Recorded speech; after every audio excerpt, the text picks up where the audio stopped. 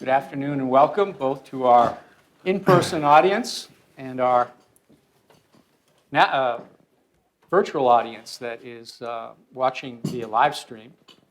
I'm very pleased to see a number of eminent political scientists in the room, and look forward to a spirited Q&A session when we get to that. I also wanted to remind you, if you haven't voted, please vote now. Instructions are on the board. And if you need any help, we have my colleagues here that can assist you. But I can't imagine that a group of political scientists would be baffled by this rudimentary technology. So, also, I've been asked to ask you to silent your phones because of the live streaming. And don't shut them off because you still have to vote a second time around. I'm Steve Del Rosso. I direct the International Peace and Security Program at the Carnegie Corporation of New York, the grant-making foundation established by the eminent philanthropist and industrialist Andrew Carnegie, who died 100 years ago this August. The Carnegie Corporation should not be confused with the Carnegie Council on Ethics and International Affairs, which was founded in 1914. We were founded in 1911. In 1914 as the Church Peace Union originally, with whom we share a grandfather, Andrew Carnegie. We have no other formal institutional connection, but we are very grateful to our cousins for allowing us to use your facilities today. So thank you. Joe Rosenthal, the president, Melissa Semenik, the Chief of Staff, and I'd also like to thank colleagues at the Carnegie Corporation for their assistance today. Andrew Carnegie believed in the power of ideas, and the most powerful idea that he had was the abolishment of war. We're still working on that one. However, his initial mandate that the corporation should be devoted to the advancement and diffusion of knowledge and understanding remains operable. Carnegie Corporation has long supported academic research because we believe that good policy is informed by good ideas, and good ideas are not formed in a vacuum, and that we turn to the academy as a prime source for those ideas. We also understand, of course, that the path from idea to policy is a nonlinear one and often lengthy.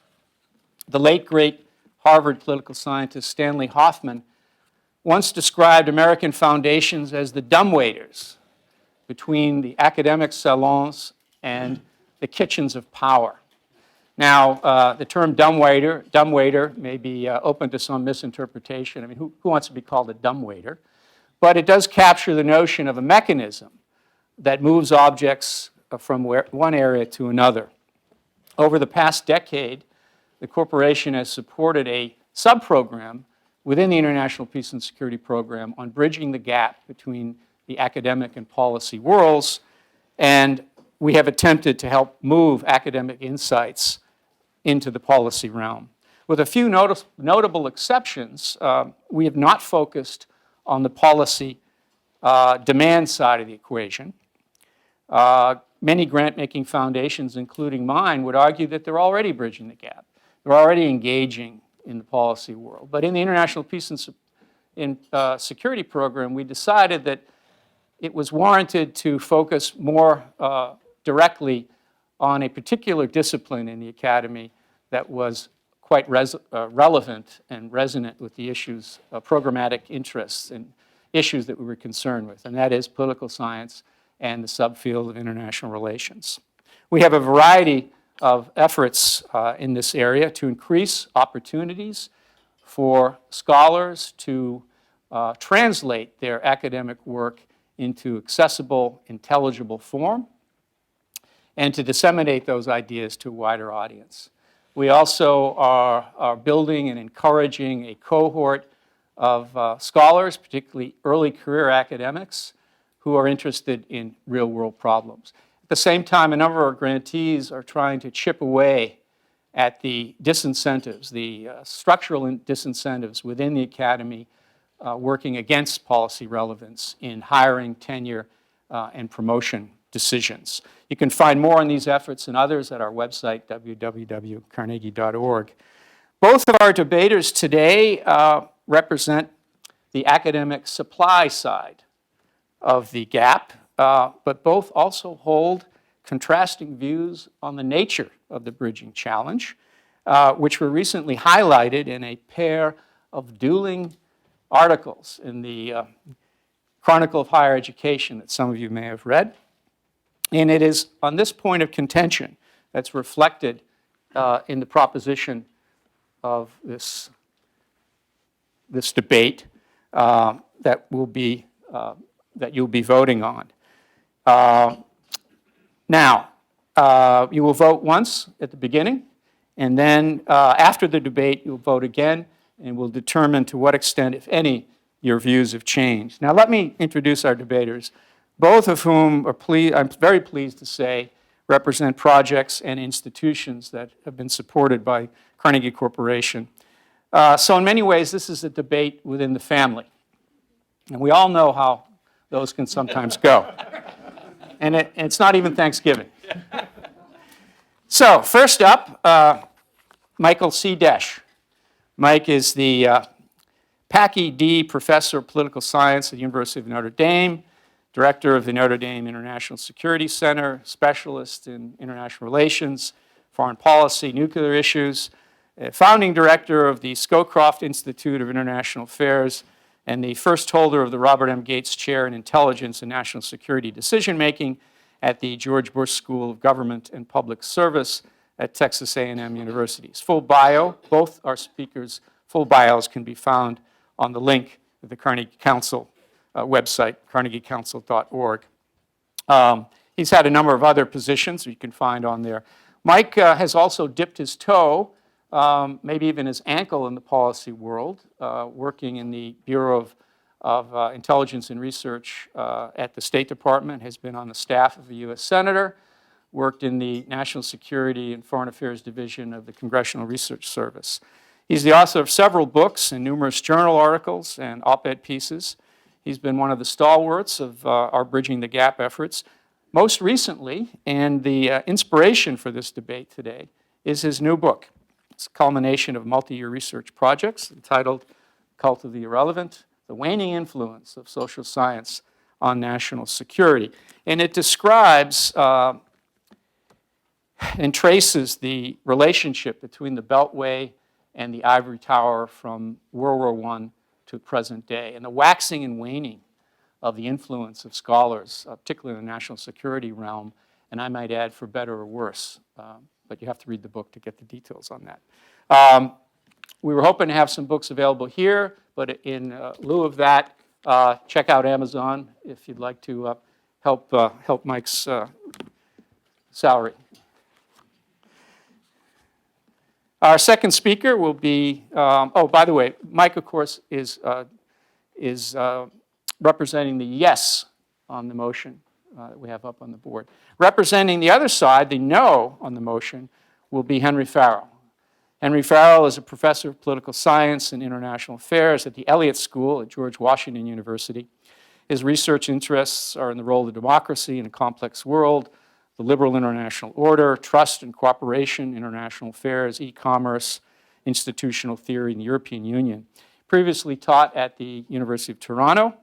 In addition to being a scholar, he is a social media maven and a prolific writer and contributor to some of the leading academic journals. He's also a member of the Crooked Timber group blog and has been quoted extensively in the mass media. You may know him best as one of the editors of the Washington Post affiliated Monkey Cage, which he's also a blogger there. He's, in addition, on the advisory board of the Social Science Research Council Digital Culture Initiative, an affiliated scholar at Stanford University's Law School Center for Internet and Society, and an associate editor of Perspectives on Politics. He is also the author of a new book, just out with Abraham Newsom, of Privacy and Power, the Transatlantic Fight over Freedom and Security, which surveys recent work on new interdependence in that realm. So again, the motion to be debated today is resolved. Is political science lapsing into irrelevance. So don't forget to vote, both those in the room and those tuning in online. Now, in conclusion, let me say the term cult of the irrelevant, which is the title of Mike's book, can be traced back to MIT political scientist Steve Van Ivera, who defined it as an internal discussion of arcane questions that the world is not asking. In essence, the yes position, represented by Mike in this debate, supports the view that political science is providing increasingly precise and sophisticated answers to increasingly irrelevant questions. Henry Farrell supports the opposing no position on the debate motion and will argue that political science is not drifting into irrelevance, that it is more policy relevant and much better in communicating with policymakers than some, like Mike Desch and others, believe. So let's have at it. 10-minute opening remarks from each, followed by some Q&As from me to the debaters. Then we'll open up to the audience and end with a 5-minute closing arguments from each of our debaters and a second tally of the votes that you'll make right after they end their final statements. So, Mike, you're up, 10 minutes. I'll be watching the clock. I'm sure you will be as well. Thanks a lot. Doesn't start till I put my paper down That's on it. the podium here. Thanks, Steve, and thanks to Carnegie for hosting us. Actually, there is one copy of the book that is for sale at this event. Both Henry and I were staying at the Hotel Lexington, and the management called me and said this beat-up, chewed-up copy was found on the floor outside Professor Farrell's room. So we're offering this at something of a discount. Okay, so I'm here to speak on the affirmative. And when I talk about relevance, I just want to be clear how I define it. When I talk about relevant scholarship, I'm talking about scholarship that answers questions or solves problems which large numbers of people outside of our guild, meaning academic political science, regard as substantively important, and that's useful, especially but not exclusively to policymakers. Now, why do I defend this seemingly extreme position despite Henry, the disciplinary Twitter sphere, the Minerva Initiative, the Interpreter column in the New York Times, and even the Monkey Cage, which, by the way, I'm a contributor to. I can't remember if it was before you guys jumped over to the Washington Post or not. And the background for this is there has long been a paradox among academic political science. We've had in principle, commitment that the work that we do should be relative or relevant to the price of tea in China. And we think we're relevant, but when you actually look at it or when you talk to policymakers, we're not as relevant as we think we are. So I'm not defending the position that we're completely irrelevant, and I'm also not defending the position that the most advanced techniques in our discipline are by definition irrelevant. But what I want to suggest is that we've become less relevant over time. Now, I make this argument based on three things. First of all, the history of the discipline. Secondly, based on data that I have, based on both what we do in terms of policy relevant scholarship and also what policymakers say about it. And then finally, I want to talk a little bit about the theory that's behind my argument. Okay. Political science is, in a way, a tragic discipline. I don't mean tragic like what it's like at a normal faculty meeting.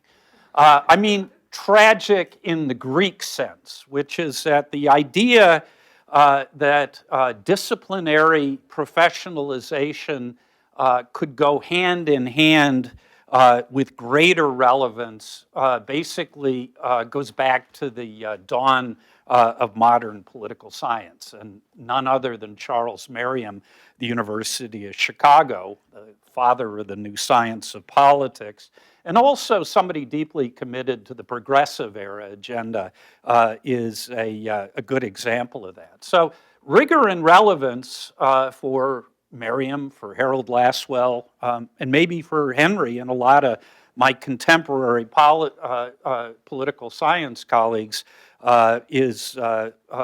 goes together like tea and crumpets. Now, the problem with this optimism strikes me as twofold. First of all, well, there is sometimes in which rigor and relevance, and rigor I'm going to define in a particular way. I'm not saying it's the only way to define it. Well, upon occasion, they're mutually reinforcing. They are also often in tension. And as I talk about in the book that Steve was kind enough to shill for me, that the preferred tools of modern political science are not useful to all the important questions that policymakers care about.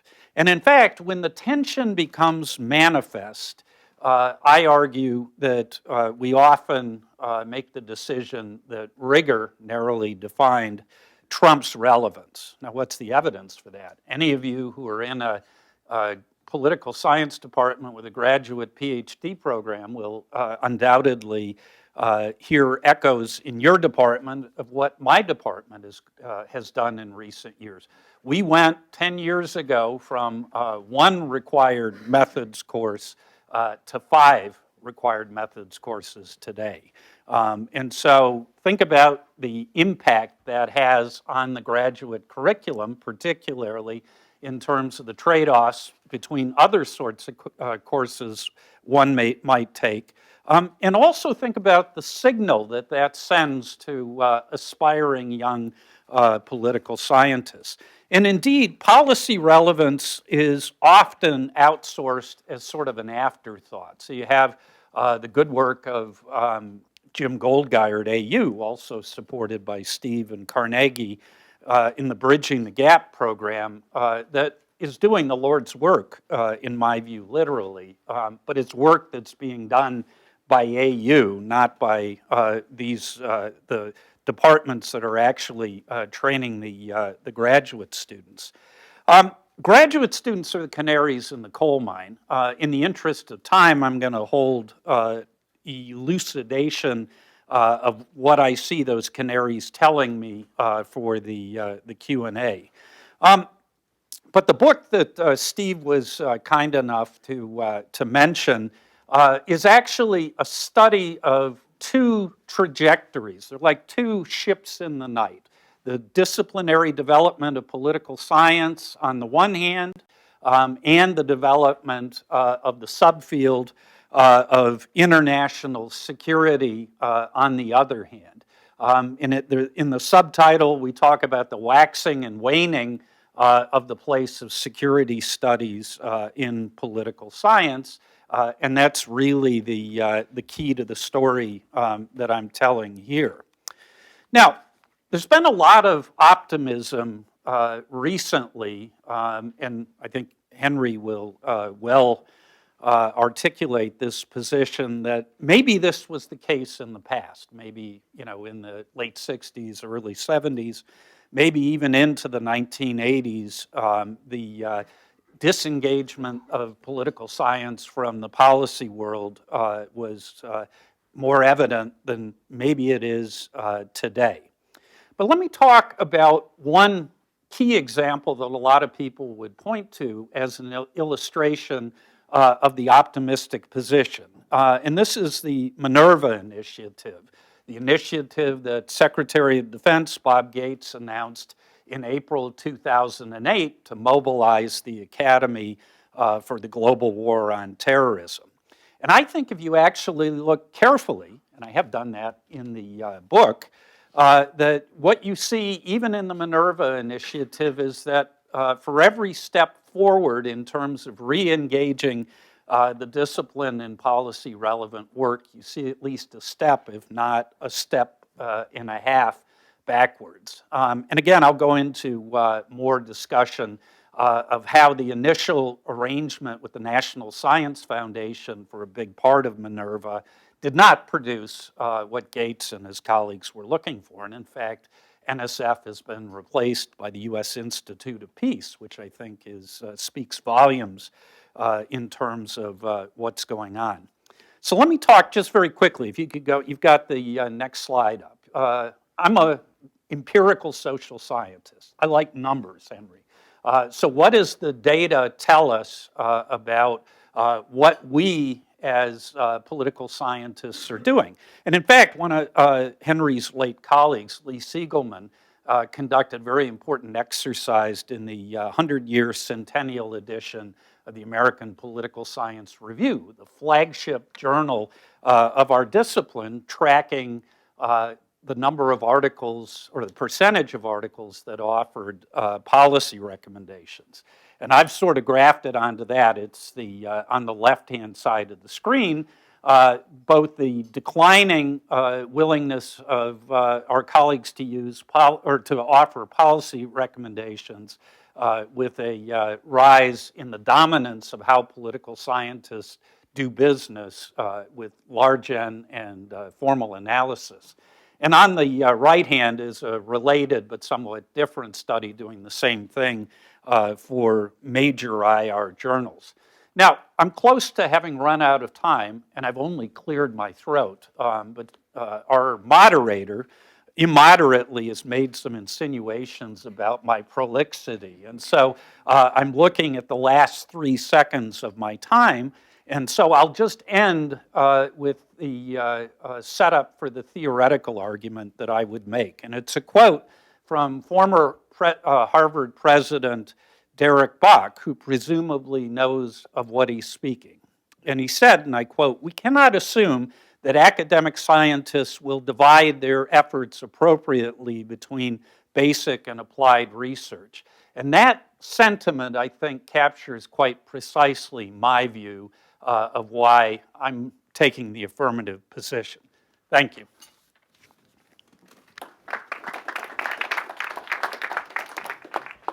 Thank you, Mike. 10 minutes and 31 seconds. That's not But who's counting? right. Henry. Okay, so obviously, or this debate would not be taking place. I disagree with Mike. I think that political science is not lapsing, to use Mike's terms, into a cult of the irrelevant.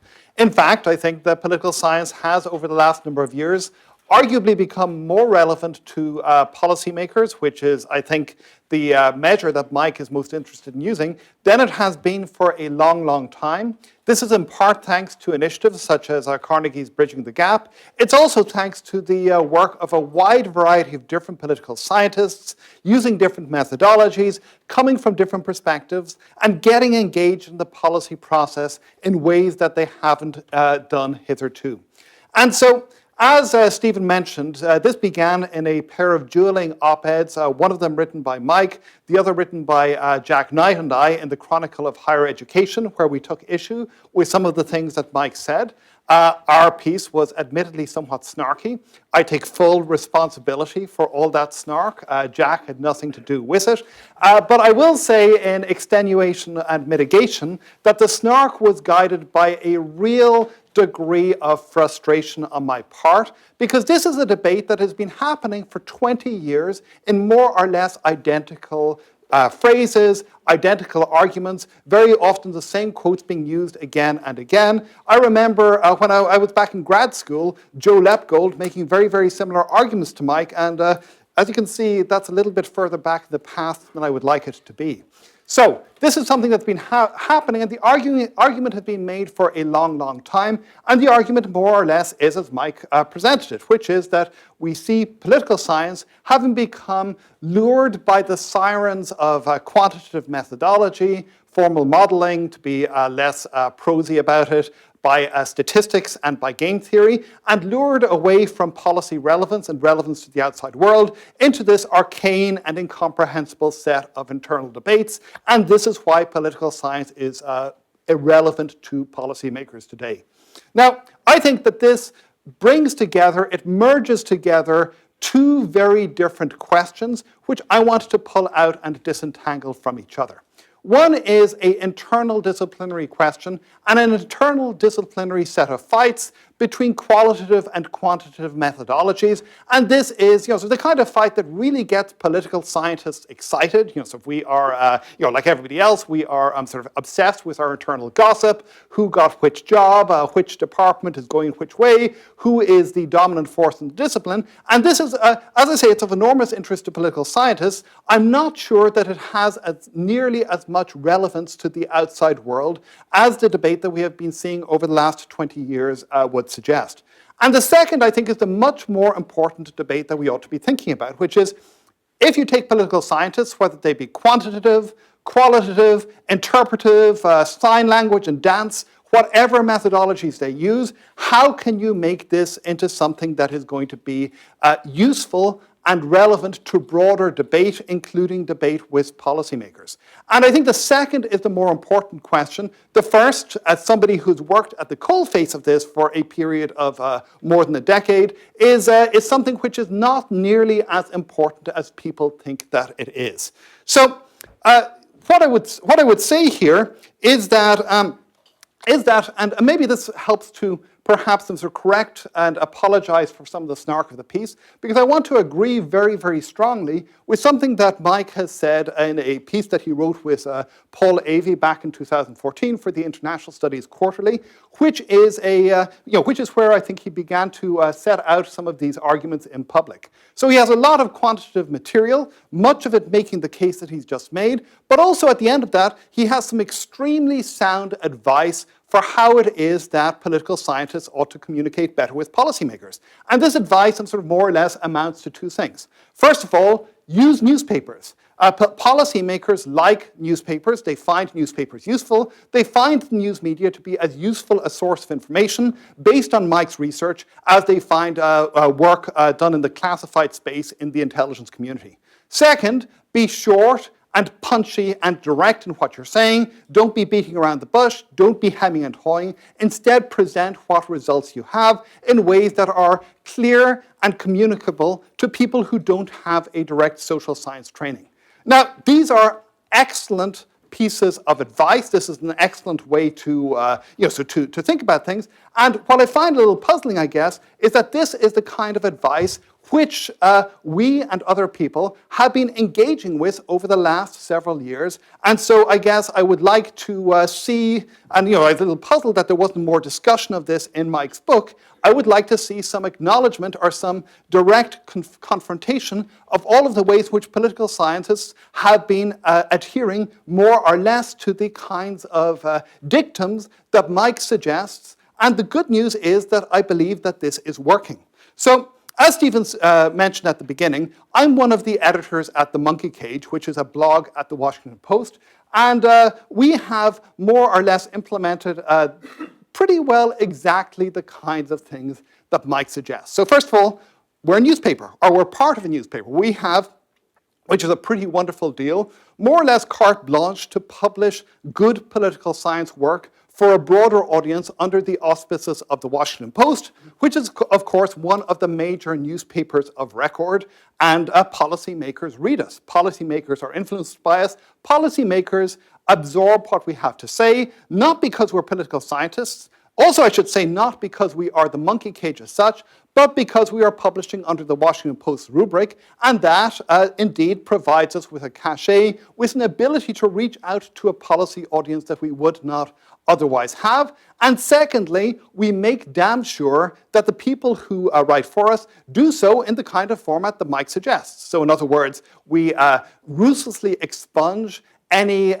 political science jargon. And I have to say the qualitative political scientists, and this is a subject of personal pain for me, are quite as bad at using incomprehensible jargon as quantitative social scientists are. We purge this. We force them to write in clear, plain, actionable language. We cut them down so that they can write in a maximum of 1,000 words. We try to get it down to 700 or 800. And this actually does appear to work. If you look at this graph, this is a graph showing the number of political scientists who have published over the last years. This is up to the end of 2018. We're now up to, I think, somewhere north of 3,500 political scientists who have published material in the monkey cage over the last several years. When you consider that the American Political Science Association as a whole has approximately 11,000 members, that is a very, very substantial percentage of the discipline who we have had the luck to publish. So the other piece of good news, and if you could move on to the second slide here, is that this has consequences. So we've done 2 rounds of surveys of our contributors, and these surveys have come up with some extremely encouraging reasons to believe that, in fact, this stuff does work. So if you look at our contributors, over 40% of them say that when they publish pieces in the monkey cage, they have had unsolicited contact from people in the relevant policy community afterwards. People in those policy communities have wanted to engage with them, have wanted to talk to them. Nearly 50% of people have had further media contact, and people who have written for us also report in large numbers that they believe that this is going to provide them with greater opportunities for talking, for writing, for communicating in non-academic audiences with the public and with policymakers afterwards, and that this is also going to provide them with increased exposure to media. And this also is something that we like very much. And I should say, when I present the monkey cage, this is not just blowing our own horn. There are many other people who are doing similar things to us. We are one of the most prominent. But one of the things that we do like is that a lot of the people who write for us then go on to write in other forums, in other contexts. They get bitten by the bug, and they get and sort of engaged in public debate in a way that they haven't done in the past. So this is, I think, an extremely encouraging evidence, quantitative evidence that suggests that this actually works, and that in a certain sense, I think 2014, Mike, is perhaps more accurate, at least in this specific set of recommendations, than 2019. And I think we're really seeing some important changes happening. And there are plenty of anecdotes which I could give on this that I don't have time for. So in other words, I think the reasons why I disagree with Mike are twofold. First of all, because if you look at the evidence, quantitative research, at least as far as we can see, is entirely of as much interest to the broader public as qualitative research is. We see no differences. Once you have put it into an intelligible format, it works just as well. And secondly, we have seen a kind of a renaissance over the last number of years in the ability of political scientists to communicate with the broader public and with policymakers and to do work which is policy relevant. And I'd like to close by saying that the reason why I think this is important is because I think that this old debate that we've been having for the last couple of decades is the wrong debate. We're seeing the way in which policy is made is changing dramatically. Ideas are bubbling up from non-traditional places. The Green New Deal, I think, is a perfect example of that. We need to be thinking about how to engage with these non-traditional forms of policymaking. We also need to engage with a world in which policy expertise within the administration, as well as outside, simply isn't treated in the same way and is in some ways in a state of intellectual crisis. I think these are the debates we need to be having. This is what we need to be focusing on, rather than just sort of concentrating on what is primarily an internal disciplinary fight and externalizing it to a broader set of issues where different logics are operating. Thanks. Thank you, Henry. Now, lots of fodder for discussion between our two debaters. And before I would deign to pepper you with questions, I'm going to allow each of you to, or Mike, you to respond to Henry and vice versa. But before I do that, there's a great quote in your book concerning the proclivity of scholars to use certain jargon from George Bernard Shaw that said, Conspiracy against the laity. yes, all professions are conspiracies against the laity, which I found quite amusing. Did you find some jargon in my book that? None. None. Okay, good. Once I got the translation from the appendix that allowed me to understand what you're saying. No, very clear. Okay, so each of you have said things that I'm sure, despite I was intrigued by Henry saying that it was a very effective debate tactic when you say, I actually agree with what what your fellow debater said. But there were some issues of contention, and Mike, would you like to respond to what Henry said? And then obviously, Henry, you have a opportunity. Henry very kindly cited the International Studies Quarterly piece, What Do Policymakers Want? And he's absolutely right that the monkey cage model should have been the secret sauce for advancing policy relevance. And I had to say that's what I thought at the time. I still think that the venue matters and brevity and clarity are absolutely critical. My hat's off to you and your colleagues for trying to do that through the monkey cage. I would just say, though, you had two sets of data. You had data about what the monkey cage publishes, and you have self-reporting from scholars about what they think the impact of it is. Let me suggest that what we need more broadly, and I suggest it in all modesty, is a broader survey of policymakers about what they're looking for. Now, the criticism of our original ISQ piece was that we didn't have data about blogs in the 2011, published in 2013. There were other criticisms as well, but that was a big one. And so when we reran a version of this survey with the TRIPS people at William and Mary in 2017, we haven't published the results yet, but I have them. We asked explicitly about blogs and online sources, how you use them. And then secondly, we also, and this is, I've got to be clear, this is broken down by security policymakers, trade and development policymakers, but we named names, a lot of different blogs and or online sources of news and information. And the takeaway from that is the academic blogs are nowhere near as influential as, let's say, foreign policy blogs, which is more of a professional sort of thing. And in fact, in security studies, the blog that's been most successful in bridging the gap is War on the Rocks, a online venue that certainly has academics contributing to it, but also has a large number of former policymakers as well. So my interpretation of that is, in fact, I was wrong, not wrong, but my optimism in the earlier piece that the marquee affiliation with the Washington Post and the format and the approach would have more impact than it has. It doesn't seem to be the case in IR that it has had that so far. And what I would say is I'd really love to see a replication of what we tried to do more broadly in other issue areas. And you do see in our most recent data a difference between security and trade and development on a lot of these issues. And I have no doubt that if you were to look at areas of policy closely linked with American politics or other parts of the field, that they might feel somewhat differently about it. But we don't have that data yet. And I think that's the missing link. Okay, before Henry responds, I just want to add that a little plug that we also support War on the Rocks and the TRIP study at William and Mary. Dad, you got your fingers in yeah. everything.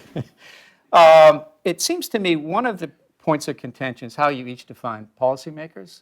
And maybe when you respond to Mike's critique, you might expand on that. Because I think Mike is talking about governmental, national security policymakers. And as I understand it, Henry, your aperture is wider in terms of how you define that. But please respond to what Mike had to say. Okay, so this is a good question, and it's something which obviously I read, you mentioned this data in your book, and I've thought about it some. And here's where I think, here's what I would say.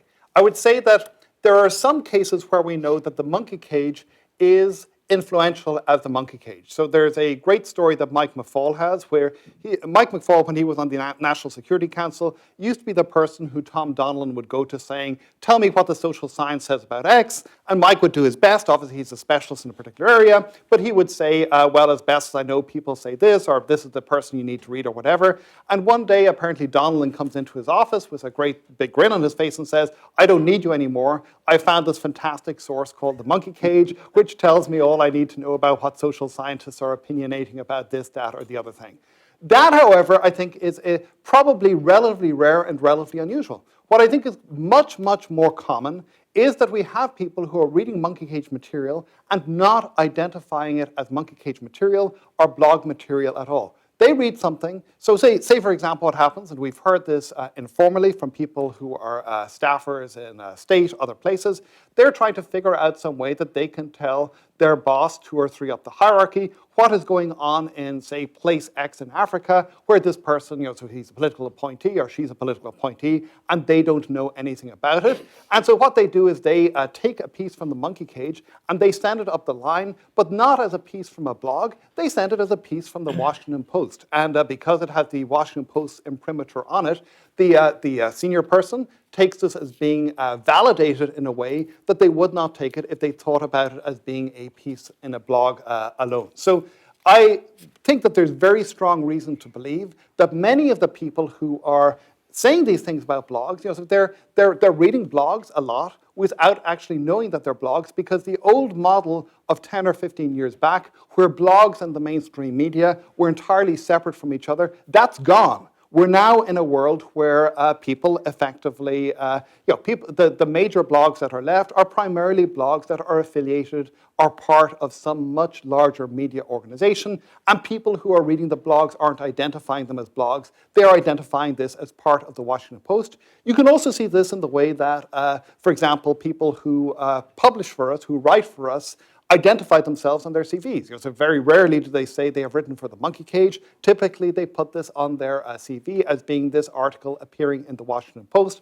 So there's a certain kind of a reputational effect which minimizes the direct public impact of the monkey cage qua monkey cage, but allows us in a certain sense to leverage the kinds of forces that you correctly identified back in your 2014 piece, the sense that the mainstream media provides good information sources and allows us to use this in an appropriate way.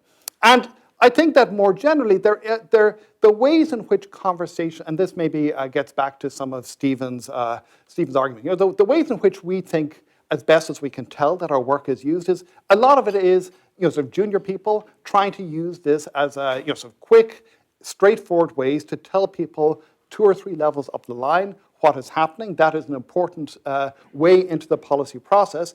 There also is a lot of interaction that happens on Twitter and other places between people in various parts of the policy framework and academics, which again is rerouting many of these conversations. So to give 2 examples from the last couple of days, last week we had a quantitative piece by Neil Malhotra and Benjamin Newman on immigration, talking about a very quantitative piece, talking about the survey experiments that they had run, which then gets taken up by Congresswoman Ilhan Omar, and gives rise to a debate on Twitter between her and Ted Cruz about the merits of this particular perspective.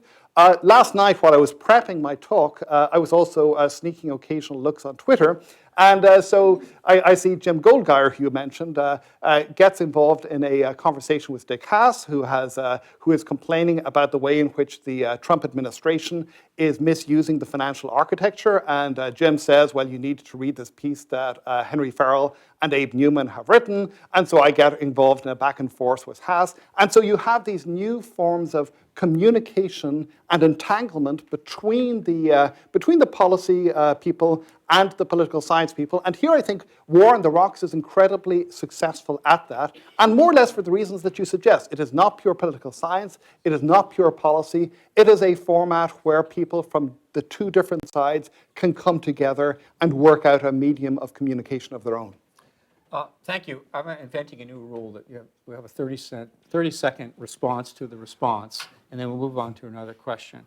But before you answer, I wanted to embed in the answer this, on the question of blogging. You know, at one point, You're giving me 30 seconds and you're telling me what I have to say. no, I want you to address this question. You can take an extra 10 seconds to address this part of the question. But blogging, at one point, was considered a demerit if you were a young academic trying to get tenure.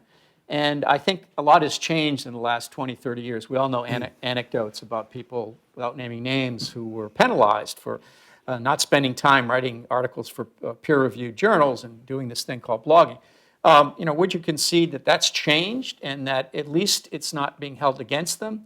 That academics now, apparently we don't say walk and chew gum anymore, we say sing and dance like Beyonce. But an academic can both write for a peer-reviewed journal as well as blog without having a very negative effect on their careers. Yeah, I think that that's indisputable. The question is it really having an impact? And I think, honestly, Henry, we could do a lot more to suss this out. We could, sort of trade anecdotes about, the impact of particular blogs on particular policies. But, I think that there is a theoretical literature, beginning at least with John Kingdon, that would provide some framework. And there could be some hard work if people really cared to know the answers in terms of finding out what exactly people outside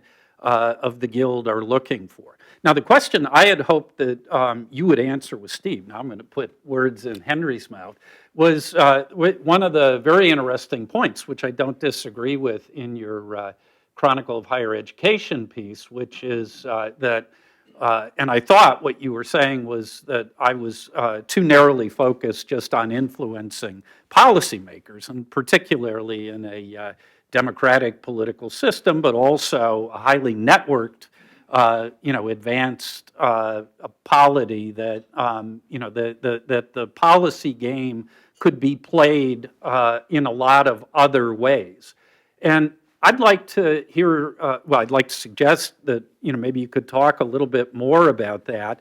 And maybe think, though, if I'm right that policymakers are limited in their bandwidth in terms of dealing with academic social science, what do we think about influencing people outside of government? Probably, may not be college educated, or if they were college educated, took, 2 political science courses and things like that. I do think you're right that the social obligation of academics and political scientists to deal with important questions is certainly broader than just the narrow inside government policy mechanism.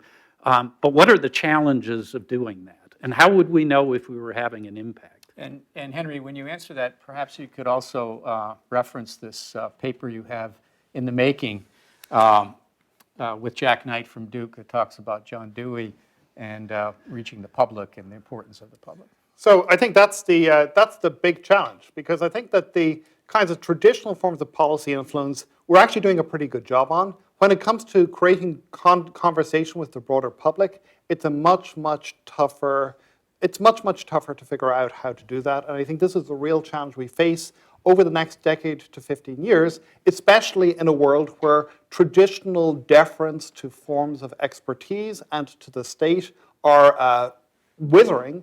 And we have to figure out, and here it looks like the two of us are in violent agreement on this, we have to figure out how it is that we can engage in what has to be also somewhat of a two-way conversation. This is where Jack and I draw upon John Dewey. This isn't just about figuring out ways to get the public to listen better to experts. It's about getting experts to engage more directly with the public and figuring out what are the political problems that the public is really exercised about, and how to both explain what is going on and to come up with useful solutions. So I think that's something which is very tough. The other question, this gets to the question of policy influence.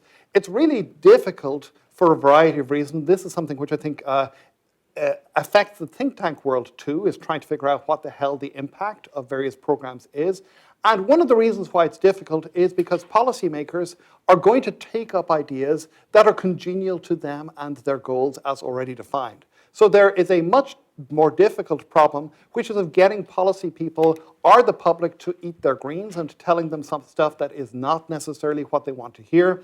One of my friends, Heather Herbert, who is at New America, talks a lot about the difficulties that she has in getting policymakers to realize that there's an extensive academic literature which says that the ways in which you treat women in a particular society has extensive consequences for the degrees of conflict, for all of these things that policymakers are interested in. But because this doesn't fit into the standard boxes that policymakers used to think about the world, and because there isn't an interest out there to try and make them think in this way, this simply does not compute. So that kind of influence is, I think, a perennial problem.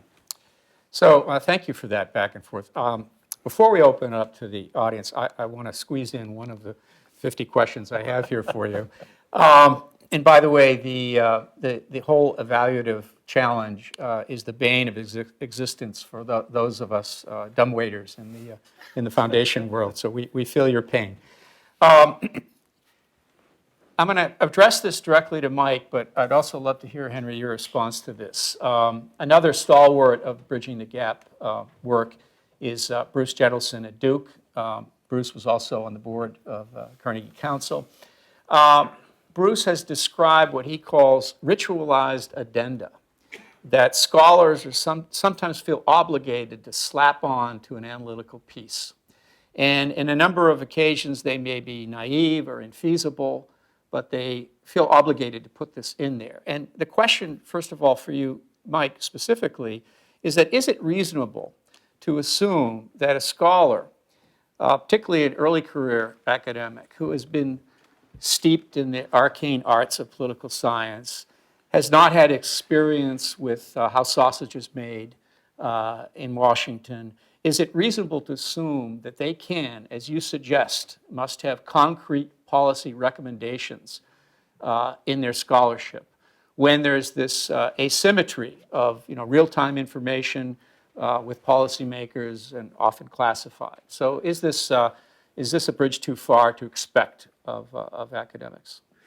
Well, that's a difficult question because, the easy answer to it is quite obvious. You've got somebody 2 years out of graduate school who's never served in government, has no real finger spits and gefühle for the policy process, whose, expertise, may be fairly narrow on the issue. It's not clear to me that that individual is likely on a regular basis to have game-changing policy advice, even if it were, in the abstract world, really terrific. On the other hand, though, if it's the case that, people are brought up in the discipline never thinking about or not thinking systematically about how their work speaks to broader issues, do you think they're going to wake up the day after they get tenure and all of a sudden become really facile in playing this game?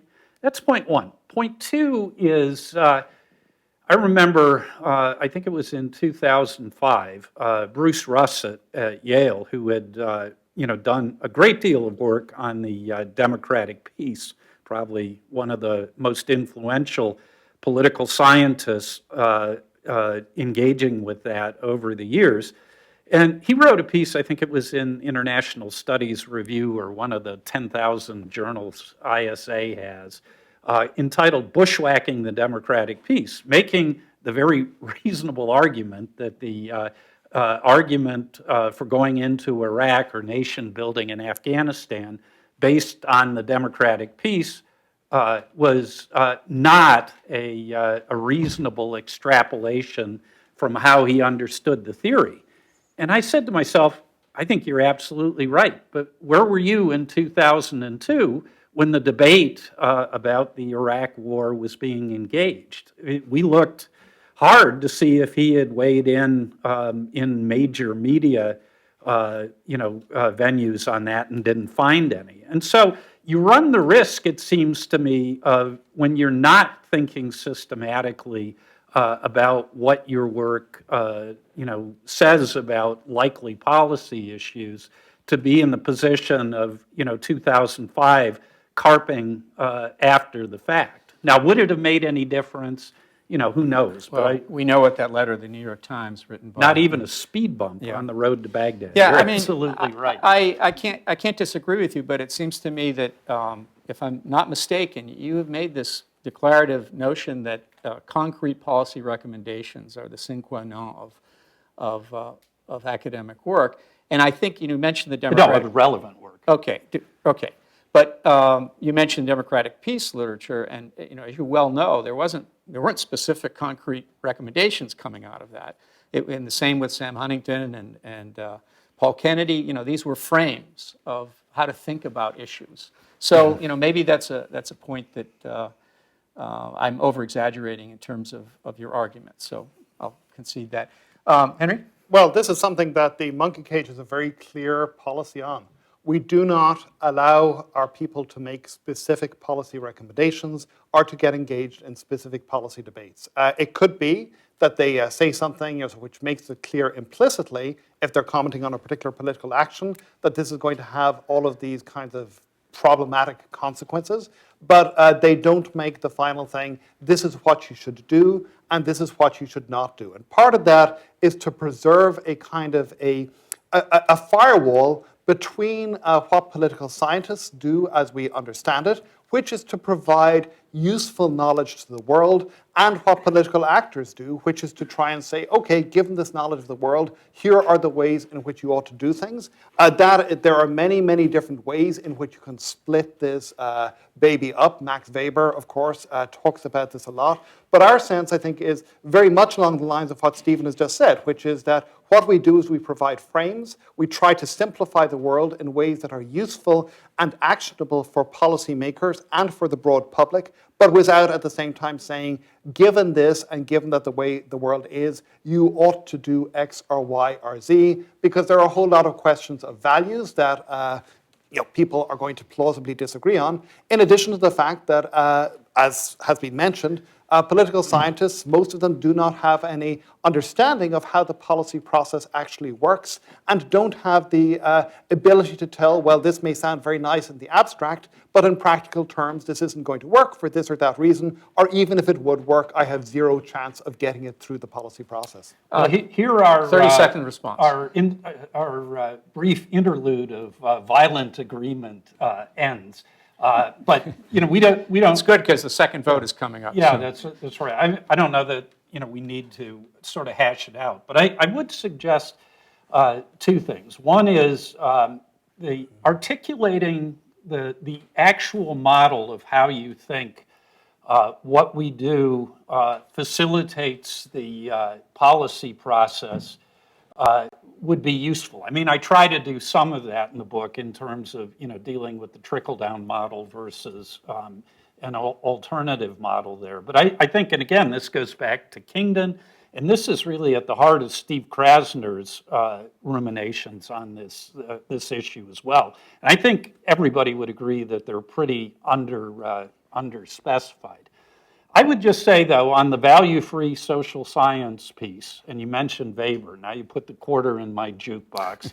Weber certainly was an advocate of value-free social science. He was also deeply engaged in concrete policy from the beginning of his career in the East Albion land question to his work on the Weimar Constitution, and consistently through it. So Talcott Parsons has skewed our understanding of what Weber's view was of value-free social sciance. But again, that's my Okay, well, thank you. We will move from the East Albion land question to the Upper East Side. Yes, to the Upper East Side, to open up to our audience for questions. I see several hands going up. First, Dick Betts. It seems there's not only a question of tension between rigor and relevance, but also about a potential gap between relevance and influence, and how you measure either. And this also relates to the tension between a sort of strictly value-free social science approach, avoiding normative commentary, and what is likely to be influential, since policymakers generally are looking not only for truth, but mainly for ammunition. And I wonder if you could maybe link this to, or just elaborate a little bit more on the incentive system in academia, which it seems to me, despite all of the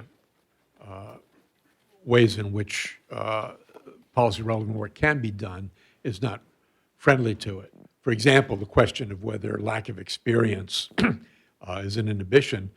One of the best things that a young academic could do is a Council on Foreign Relations Fellowship, which gets you a high-level position in the government, or at least it used to before the recent complications, because people knew they could get a really smart staffer for free who didn't count against their personnel allotment, and that experience became life-changing for a fair number of academics. But my impression is, in most departments now, at best, that would be a matter of indifference, and at worst, it would be held against you as a diversion from proper devotion of your time to cutting-edge theoretical work. And also, the decline, which is only my impression, I don't know what a careful study would show, but the decline of policy analysis as a common research enterprise in political science. It seems to me that's generally discouraged. Henry, do you want to take the first whack and I'll follow up? Okay, well, I think that there are there have been real problems with the incentive structures in political science. Stephen referred indirectly to cases of people who had been effectively denied tenure in the past for being too public, and one of them is my co-author, who has since gone from strengths to strengths, I think it's fair to be said. This was maybe, it all worked out reasonably well. The query that I would have, so I think that it is a bad idea for political science and the policy process to become too closely enmeshed with each other from the perspective of both. That political science, in the end of the day, needs to be committed to trying to figure out the world in ways that are partly detached from the political needs and exigencies of the day. Political scientists should not become politicians, and to the extent that they become politicians, a lot of their value is going to be lost. So the question then is, which of the variety of ungainly compromise solutions should you be striving for? And what I would like to see is and I think we are moving closer to this, is a world in which on the one hand, it's probably going to be difficult to get departments to think about policy relevance as being something which ought to be part of your tenure package in a certain sense, which is where, of course, many of these decisions are taken. And this is also something we've thought about in the monkey cage as well. So if we tried to come up with measurements that would help people to make that case, would this be a good or a bad thing? And then we had immediate terror at the thought of here is yet another burden that we are heaping upon the shoulders of assistant professors. But what I would like to see are ways in which, when political scientists get the taste for engagement with the public, that they then begin to work this back into their own research, so that the research questions which they study are guided as much by the needs of the outside world as by the internal demands of the academy. And I think we are moving closer to that, and for better or for worse, Donald Trump is part of that story. There has been it's very obvious that there are very few political scientists like what is happening with the current administration. And I think that there has been an explosion of work outside of international relations, for example, the Levitsky and Ziblatt book, which are really trying to weave together the kinds of things that political scientists study and the broader needs of the world in ways which are useful. Of course, there's always the danger in that the more that you get pulled into the public debate, the more difficult it is to maintain the level of detachment, which I think Weber points to as being important. And here, I guess, sort of what I would say in response to Mike is that he's right that Weber got engaged in politics in a variety of ways, but he always kept a pretty clear firewall between that and his work as a teacher and as a scholar. And as somebody who myself engages a lot in political commentary, that's something that I try to do as well, and that I think it's what the vocation of a social scientist is. So Dick is absolutely right. We have the data in the book on the decline of the percentage of Council on Foreign Relations IAF fellows who are academics as opposed to government people or people from industry or something else. I mean, I think the first year of the IAF program was 67 maybe or 66.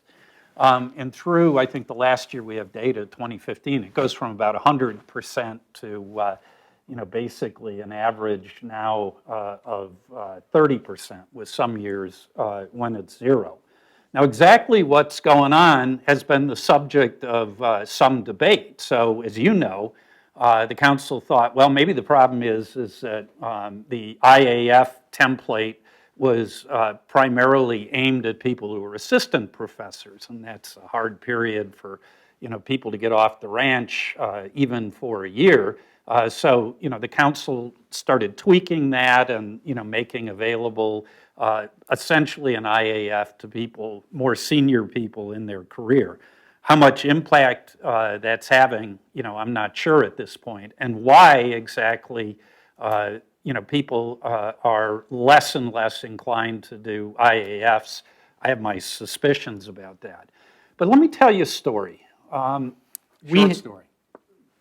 short story. Once upon a time, we have this, every year we have this emerging scholars conference where we invite, 6 of the top hotshot pre-docs from around the country to come and make a presentation in their work in the general area of international security. And it's always great for me to sort of learn what the younger folks are doing.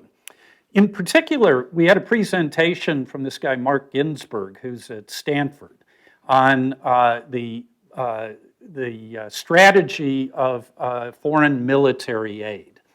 And Ginsburg, before he went to the PhD program at Stanford, and by the way, he's working with Jim Fearon and folks of that approach there. So this work is very much traditional political science, normal science. But when he was introducing his topic, he said, I was in government. I was a presidential management intern, and then he was an IAF fellow before he went back to graduate school.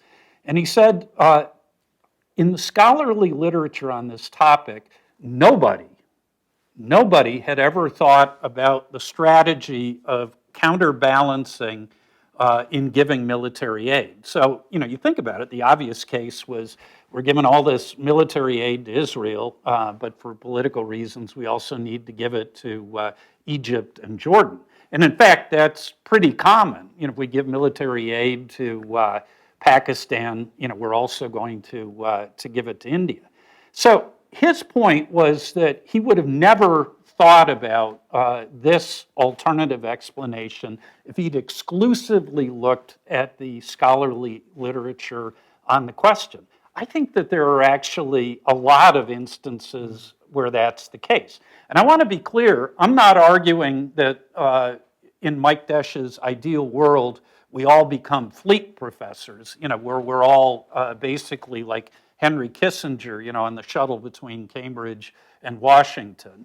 But I do think that opportunities like the IAF program or Congressional Fellows program are really beneficial for those of us who choose to make political science an academic career, because I think it really gives you an insight into the way the world works that not having done it and strictly relying on the literature you wouldn't have.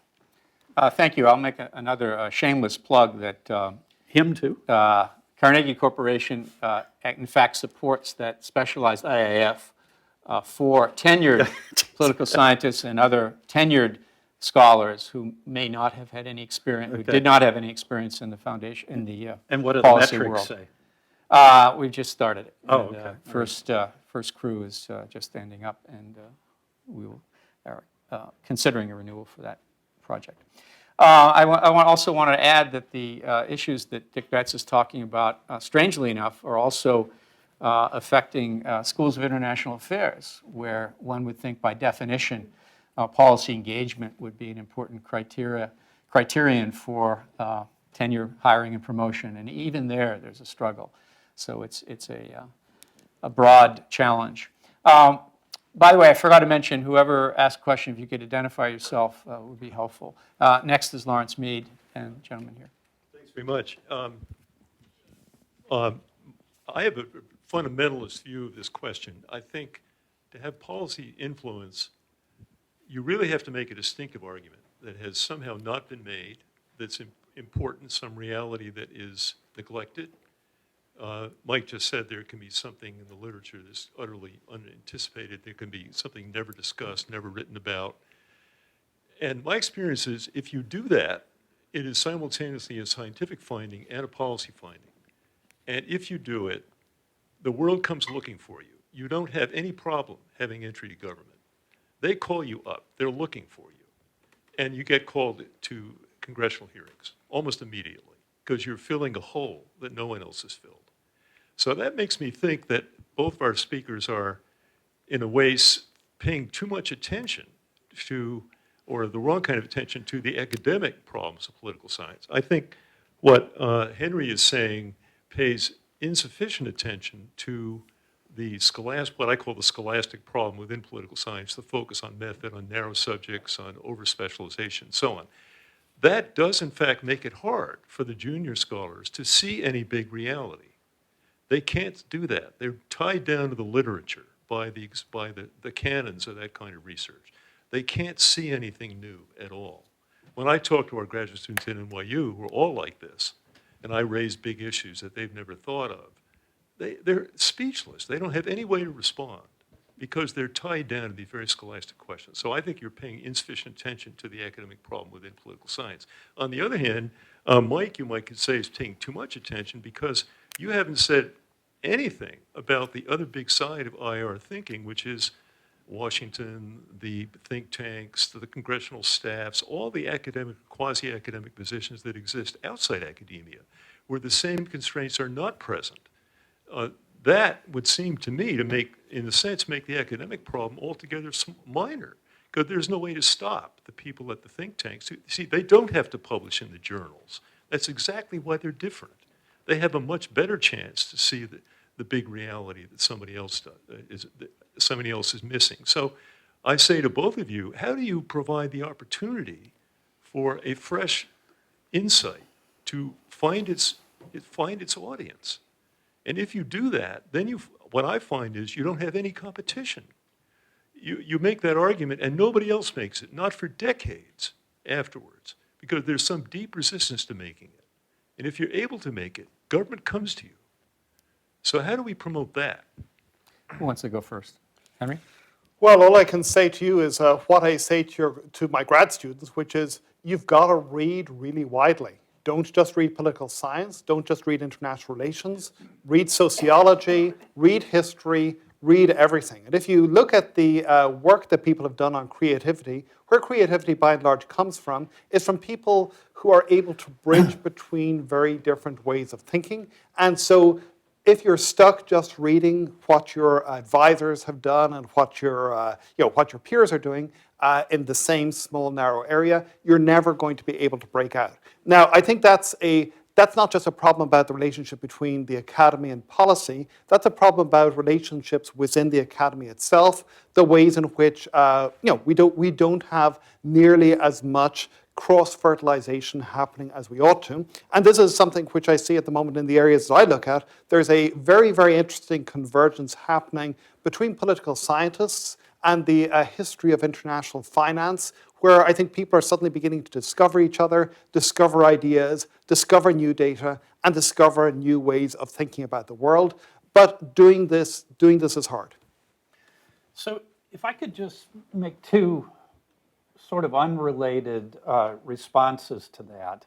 I guess directly to you, Lawrence, but then to Henry on the disciplinarity piece.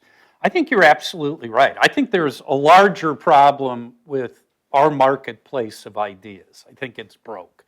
My book is about a small piece of it, which is the interface between academia or social science and the policy world in national security. But there's a broader issue out there. Henry had referred to the death of expertise. I think this is a huge problem, but a problem that was sort of animating my poking him about if we can't talk to policymakers, how are we going to talk to, and I'm going to use a Menkenism, Bubis Americanus, who's inclined to think we're tenured radicals and lotus eaters in the first place.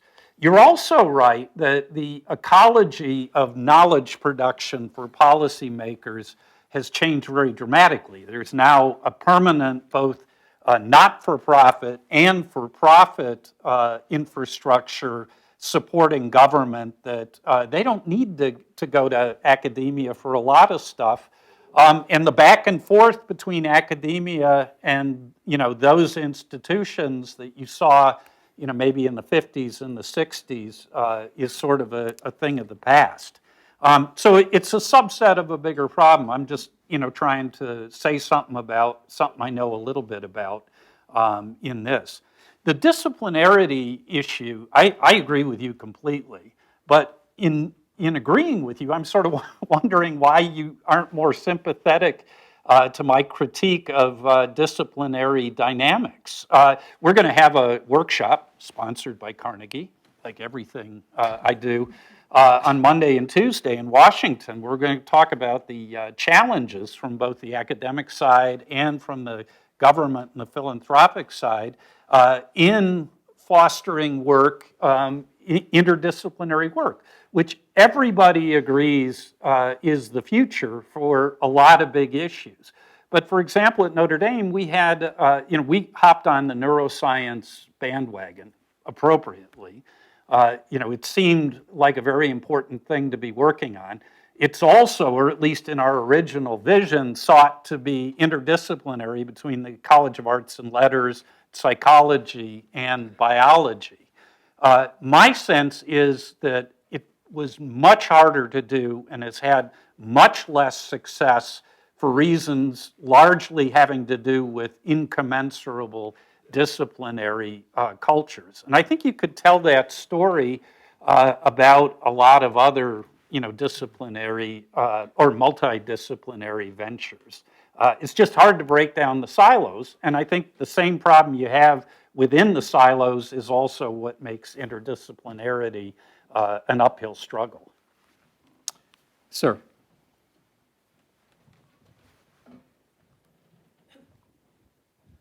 I'm Christian Mehta with the Aspen Institute's Business and Society program. I'd like to frame the question of whether political science is relevant or not in the context of a very important policy issue that the world is facing today that could determine our future as a human race. And I refer to that as the very dismal and concerning state of relations between the United States and Russia at the present time. We know that there are B-52 bombers right now deployed. There could be attack on an Iranian vessel or American aircraft carrier. Russia could go to the defense of Iran, and we could all be vaporized a week from now, and it wouldn't matter what is in Monkey Cage and Twitter or anything else. So I would ask you, sir, both gentlemen who are from the academic field, if political science is truly relevant, why is there not sufficient debate that we see coming out, pointing out through the lessons of history, through the lessons of political science, at the very fragile state of affairs we are living in today, what we can learn from history and from political science, and to caution civilization about the very fragile world we are living in. And as you all know, 100 years ago when Andrew Carnegie passed away, the World War I was just over. 30 million lives were lost because an Austrian was killed by a Serb. And we lost 30 million lives. We could have billions of lives lost if there's a crisis now. So I would ask, if political science is truly relevant, why are academic institutions not taking a stand that is much more vocal and clear to guide policymakers?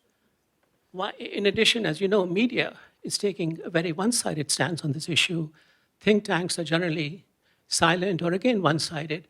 And so I would hope that academic institutions perhaps could prove their relevance by being more vocal and assertive in this very fragile state we are living in today.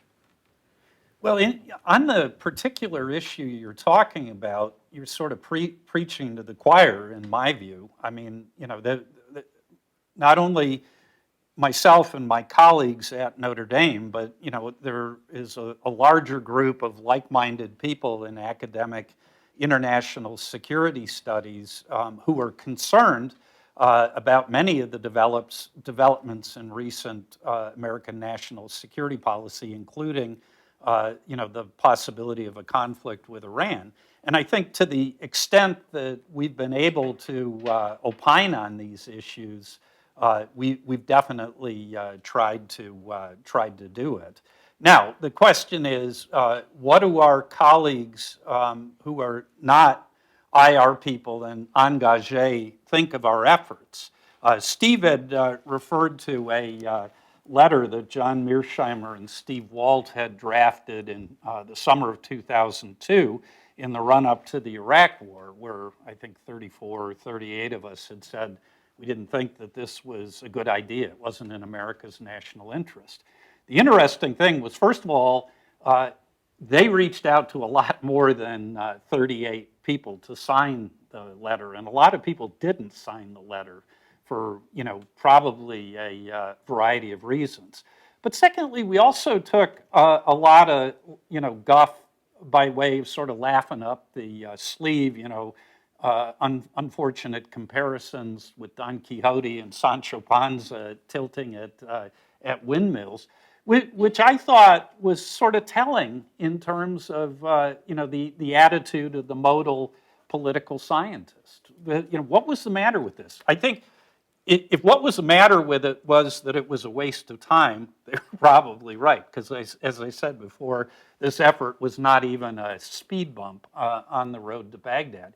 But as a moral issue, I mean, of the few things that I've done over my career that I look back on and say I feel the best about, you know, being out front on this issue is one of those that I'm glad I did it. But you know, there wasn't it wasn't a bandwagon, this effort, and I think the same is true today. The question is not to be. I don't think you should ask the question to those of us who are engaged in the debates, but you should ask the question to people who are not engaged in the debate, why they're not. Henry? So I would say I think things are different to some extent to the way that they were at the beginning of the Iraq War. And when Mike is talking about Iran, I think that it's very clear that there is a strong consensus among the experts, both in the academy and in the parts of government which touch upon these things, that war with Iran will be an incredibly stupid idea. And I think that I can think of one prominent exception to this, who will remain nameless. Yes. But in general, I think that I think that from talking to people and from engaging on the JCPOA, I think that this is something which has had some real consequences, at least on the Hill, in conversations and debates on the Hill, which are much less jingoistic about this than the administration is. But then I think the troubling question, I think, for all of us, and this also applies to the think tanks who we're talking about, because I think the think tanks are in trouble as well. Which would you prefer to be? Would you prefer to be an expert at AEI or even Heritage, or would you prefer to have a regular guest slot on Fox and Friends if you're trying to make headway in getting your policy preferences heard in this administration? It's at the very best, it's a toss-up, and so then the question then becomes of, to what extent do the traditional forms of expertise, which are what we can engage in, to what extent can these throw sand in the gears and prevent some of the crazy from happening that otherwise might happen? And I think there's grounds for very, very, very cautious optimism, but no more than very, very, very cautious optimism. And that could turn to very considerable pessimism on the drop of a pin. Thank you, Henry. I wasn't intending to be an advocate for work at Carnegie, but I'd be remiss in... Is Barton here somewhere? I'd be remiss, as I see some of my colleagues, in not mentioning, after all, Carnegie is on Madison Avenue. So I'd be remiss in not mentioning that we have supported engagement with, initially with the Soviet Union from 1946 and later with Russia, and continued in all kinds of ways, research, track 2, multimedia. We keep pushing against some doors, hoping that some will open, because we also recognize this as a major challenge in the world. I think we have time for one more question. Sir? In the spirit of gender equity, is there no? Okay, Susan, I know you'd come through for me. So we'll have 2 more questions. Bob Palmer. I'm a physician and former academic. And as I've listened to the discussion, I've thought about what would happen if you replaced political in your term by biological sciences, because there are so many parallels. You have basic research, you have applied research, you have the problem of turning research into policy at the governmental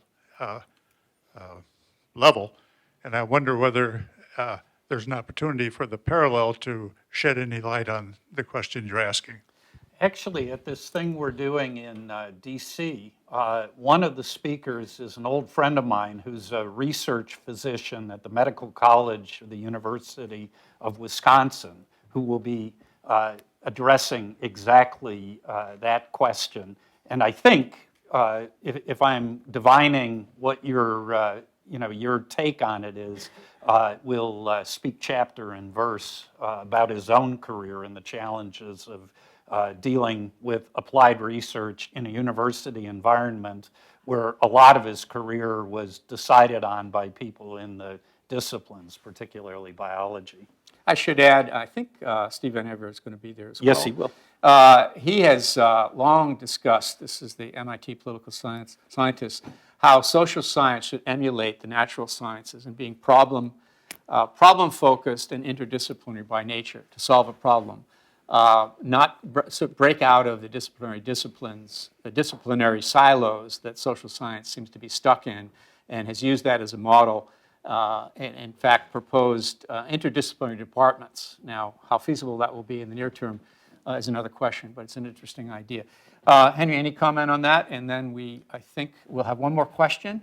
I don't have anything very useful to say except to agree broadly. Okay, Susan, you're the last questioner from the floor. Susan Woodward, by the way. The spirit of Henry Farrell, going back hundreds of years to quote people, my colleague at Yale, Ed Lindblom, liked to use the term usable knowledge, not useful. I think that's very important for this discussion. Why do I say that? Because this discussion has been very narrow between scholarship on the one hand, academic political science, and policymakers, mainly in Washington government on the other hand. It's been a little bit around the edges, but that's it. For me, one of the most important things about political science is as a teaching tool. We're giving knowledge to people who will do things themselves. At my university, the Graduate Center of City University of New York, we've long had specialty on social movement scholars. So our students learn a beautiful, rich academic literature about social movements that they can then take out and use. So for example, Henry Farrell, when you talk about your letter in 2002, we had hundreds of thousands of people on the street in New York at the time. That was at least as important as 32 people signing a letter. And More important. I think so. And so what I would like to say is that we have a certain portion of people who come to do PhDs with us for many decades now, for reasons of people like Francis Piven, who want to be activists, but they come to do a PhD so they can get usable knowledge for activism. I think we've got this whole discussion is a bit too narrow. Gentlemen?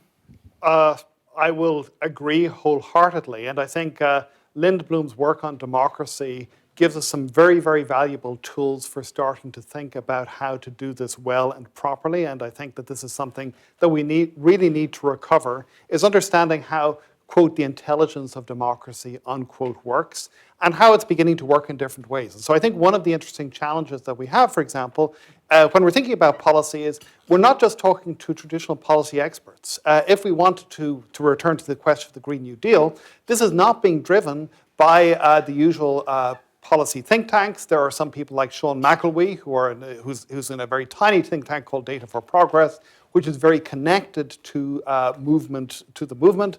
There are other people who are much more directly engaged in movement politics.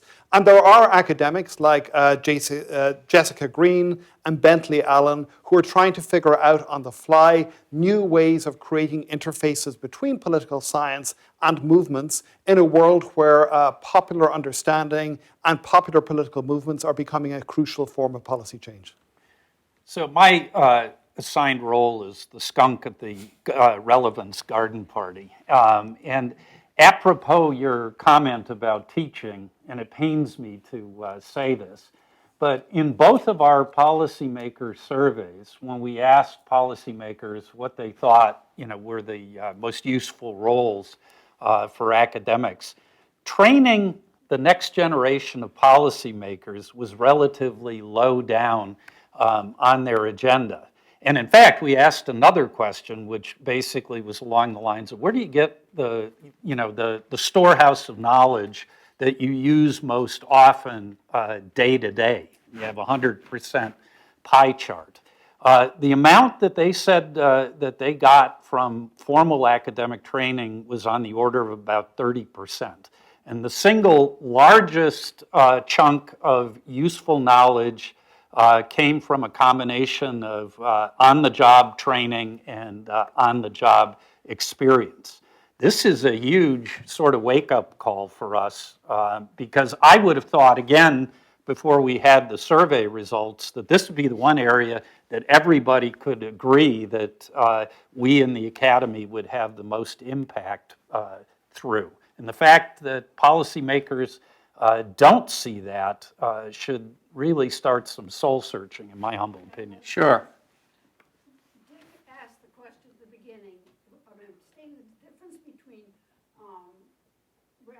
relevance and Influence. and you're just talking about the group you're aiming to influence, who I said is too narrow. I think you didn't hear what I said. No, I did hear what you said, and in fact, that was the gist of my exchange with Henry, because as I said initially, I think he's right and you're right that in a democratic political system, that just focusing on K Street lobbying of government is too narrow and probably not sufficient. I guess the position, or what makes me a little bit skeptical of that, is to say if we're having trouble selling our goods to relatively highly educated policymakers who know a little bit about our discipline, how are we going to explain to a broader public that is not as engaged in what we're doing, with what we're trying to sell? Okay. I'm going to ask then, given the time constraint, and initially we're going to have 5 minutes each for closing arguments, as it were. We've got 2 minutes each for each of you to say whatever you'd like, and then we will commence with the second vote and the tally. So, Henry, you want to start off? Oh, okay, well, very quickly, I think, the reason why I disagree with Mike is because I think we're doing considerably better than he believes on two fronts. First of all, I think that we really need to get away from the internal fights within the Political Science Academy between qualitative and quantitative, that both of these they both have their professional deformations, which are problematic. The key is to try and figure out ways in which we can get political scientists from a variety of different perspectives, a variety of different methodologies, to engage more actively with real public problems and to engage in ways which are useful. And here I think that the evidence that we have is that a lot of political scientists are in fact doing this. And they're doing this in the ways that Mike suggested they should be doing. Forums like the Monkey Cage allow you to publish in a regular newspaper and allow you to publish real, succinct, precise, easily understandable pieces which relate your knowledge and relate your professional experience and your research understanding to a broad public. I think that this is something good and important which we need to build on. But the more important thing, I think, is that we need to move away from this fight to the broader sets of questions, which I think we have begun to grapple with a little bit today, which is given that many of the assumptions on which old models, old arguments were made are falling apart, we need to start to think about how it is that political science and academic expertise more generally can serve useful purposes, can communicate broadly in useful ways in a world which is dramatically and radically changing around us as we see, and in a world where the standard kinds of modes, sort of the dumb waiters, to use Stephen's analogy, between the academy and the policy process are changing, some of them going in all sorts of deranged directions, some of them being lost forever behind the walls, and others, I'm sure, perhaps moving in new ways which provide us with opportunities that we ought to start thinking about exploiting. Mike, final word. I really appreciate the opportunity to engage Henry on this issue and the back and forth. I have huge respect for him. Likewise. And particularly for the monkey cage effort. But also I want to hear more war stories from him about his late colleague, Lee Siegelman, who seemed like a really remarkable guy. And I just wasn't savvy enough at the time that I had the opportunity to meet him to ask him all the questions that I would ask today.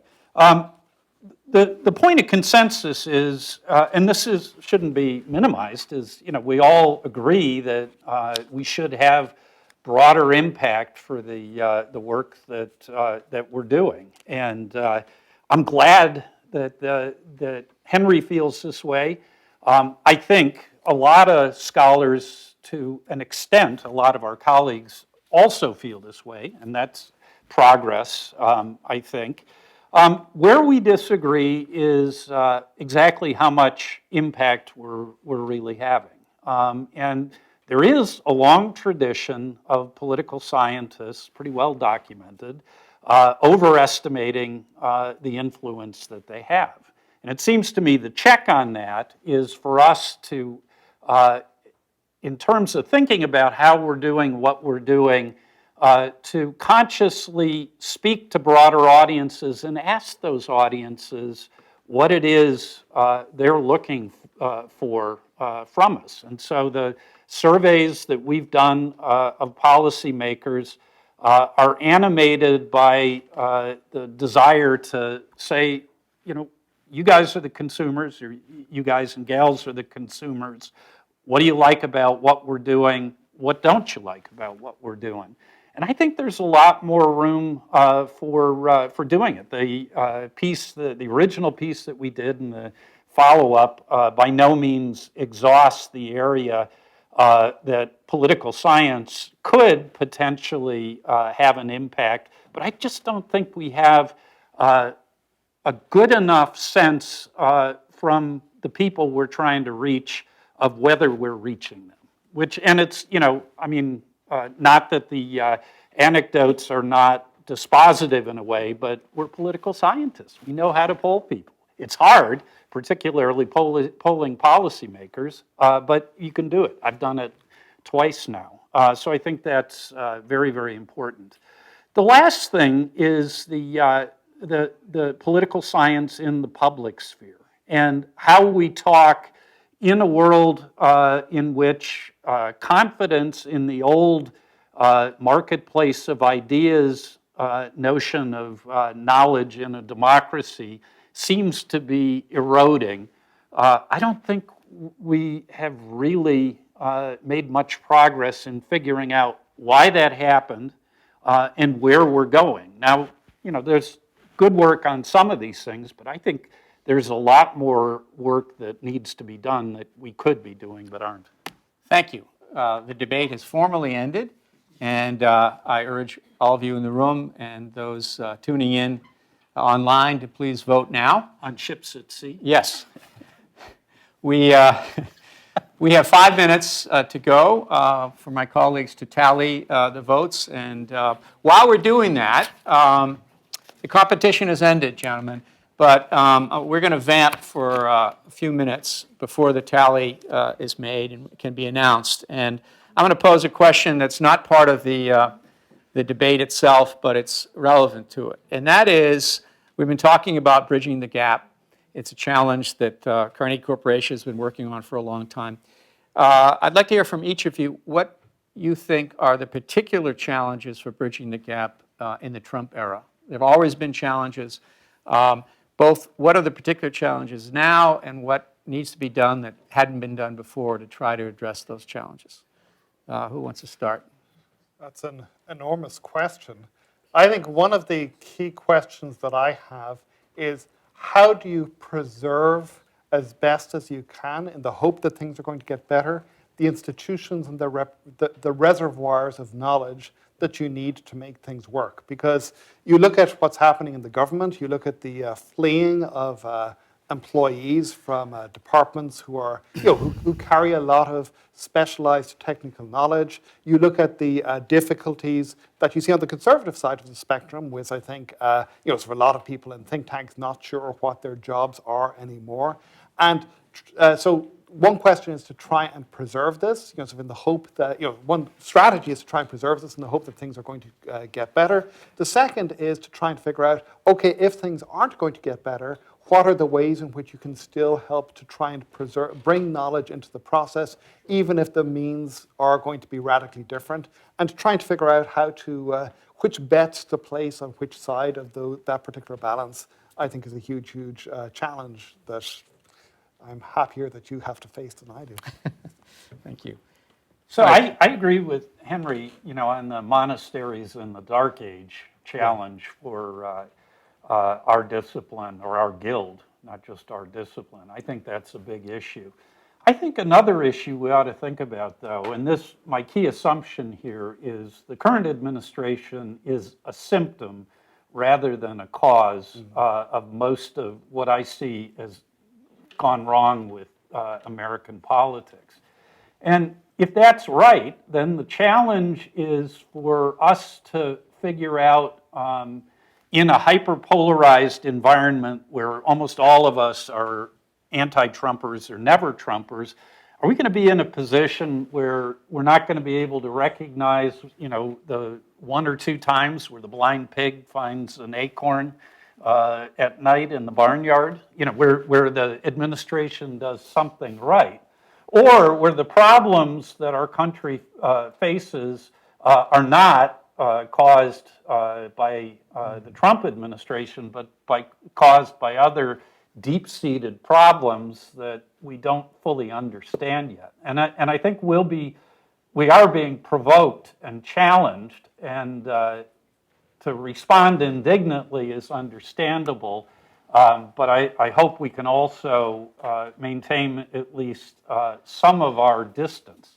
And that's why, by the way, my argument for relevance is not the Henry Kissinger, Zbig Brzezinski, declare a pox on all universities and get out of the academic business. What I'm fighting for is a balance between rigor and relevance within academia, which I think has a hugely important role to play, not only in the generation of knowledge, but also in the generation of good ideas for the policy problems society faces. Thank you. Colleagues, am I correct that the polling stations have closed? That's correct. Okay. Drum roll, please. One more minute. Long drum roll. Did I mention I have 3 kids in college and I really need the $1 million from Carnegie? You can hold up this book again if you'd like to. Amazon, correct? Amazon. And while you're there, Henry Farrell. Yes, and of Ada course. Newman. Yes. And remind us of the title of your book, Henry. It's Of Privacy and Power. Privacy and power. Princeton University Press, we share editors, and the books came out, I think, within 4 weeks of each other. So, right. yeah. I just want to say, whatever the dysfunctionality that we see in political science, I'm inspired by two political scientists here today. It gives me faith in the future of the discipline. The cruel tyranny of Yeah. low expectations. You said that, not me. Completely.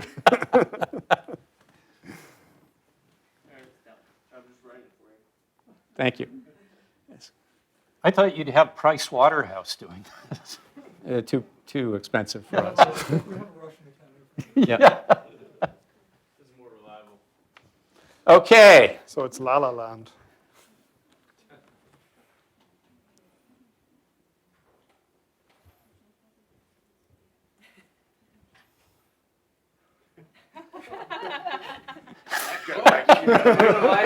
Definitely La La Land. So we're seeing, this is the one. Yeah. Okay, just want to make sure we all remember the Academy Awards when there was an error made. We don't want either one of our debaters to be celebrating without reason. So, okay. We voted once before the debate.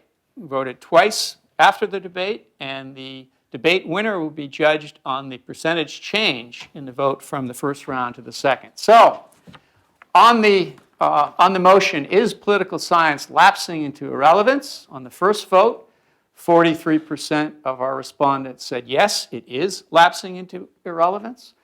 57% said no. Second round, final vote, 64% of the respondents said that political science is indeed lapsing into irrelevance. 36% said no, a loss of how many? 21. In that case, the winner of the final vote is the yes motion. Mike Desch, go out and celebrate. Thank you. Let me congratulate again both of our debaters for, I think, an outstanding discussion, and to our audience here and online for contributing to this. Thank you very much. All the best.